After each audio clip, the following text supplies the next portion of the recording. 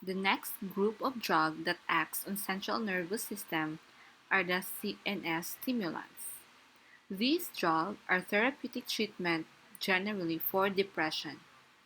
We have also other drugs such as analeptic stimulants for respiratory and convulsions and psychomotor stimulants.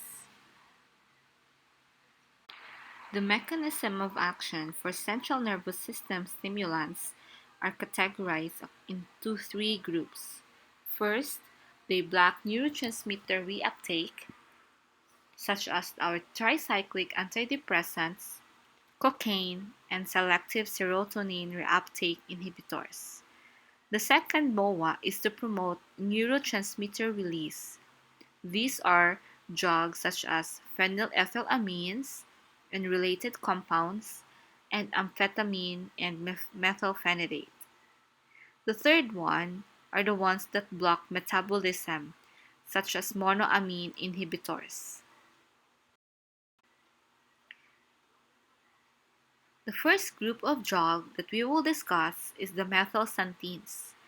Methylxanthines' mechanism of action is to inhibit the cyclic AMP phosphodiesterase and competitively inhibits adenosine, which thereby promote norepinephrine release and promote intracellular calcium release. Example of our methylxanthines are the caffeine, theophylline, theobromine, and adenine. Methylxanthines or the xanthine structure has three alkyl positions vacant for substitution: the R', and R2. Xanthines are naturally occurring substances such as caffeine, theophylline, and theobromine. They are CNS stimulants and they have the ability to antagonize adenosine at alpha 1 and alpha 2A receptors. The order of potency for CNS activity is according to the following. Caffeine has the greatest compared to theophylline and compared to theobromine. But theophylline is an important drug for maintenance and treatment of asthma, but has side effects as you can expect. For this section, please draw the structures of caffeine, theophylline, and theobromine, indicating their chemical names. The next drug are the central sympathomimetic agents. This can help selective presynaptic or postsynaptic noradrenergic activity, but when given peripherally, it has no central effect. So branching with lower alkyl groups on the carbon atom adjacent to the amino nitrogen increases the central nervous system activity over the peripheral activity. Example, amphetamine. The dextro S isomer of amphetamine is up to 10 times as potent as the levo for athletic activity and about twice as active as a psychotomimetic agent. Hydroxylation of the ring or hydroxylation on the alpha carbon to the nitrogen decreases activity, largely by decreasing the ability to cross the blood-brain barrier. Halogenation or addition of fluorine, chlorine, and bromine of the aromatic ring decreases sympathomimetic activity. Other activities may increase. N-methylation increases activity, while dimethylation or di-N-methylation decreases activity. Mono-N substituents larger than methyl decrease excitatory properties, but many compounds retain, such as the anorexant property.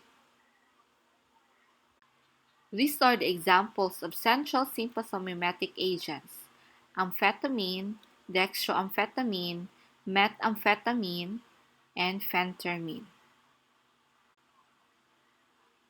We have also bensphetamine, diethylpropione, phendimetrazine, sibutramine, and methylphenidate. The next type of drug is the antidepressant. We have different examples. We have monoamine oxidase inhibitors, monoamine reuptake inhibitors, tricyclic antidepressants, selective serotonin reuptake inhibitors, and selective norepinephrine reuptake inhibitors.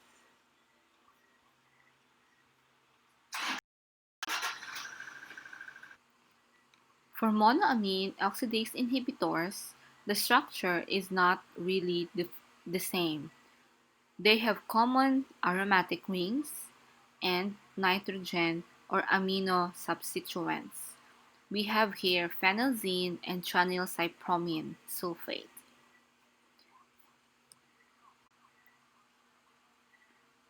While monoamine reuptake inhibitors have the same or relatively the same structures with the monoamine inhibitors. The net effect of this drug is to increase the level of the monoamine in the synapse. Sustained high synaptic levels of your norepinephrine and serotonin, or both, to be the basis for the antidepressant effect of these agents. The next drug is the tricyclic antidepressant. It comprises a large, bulky group encompassing two aromatic rings, preferably held in a skewed arrangement by a third central ring and a 3,2-atom chain to an aliphatic amino group that is monomethyl or dimethyl substituted.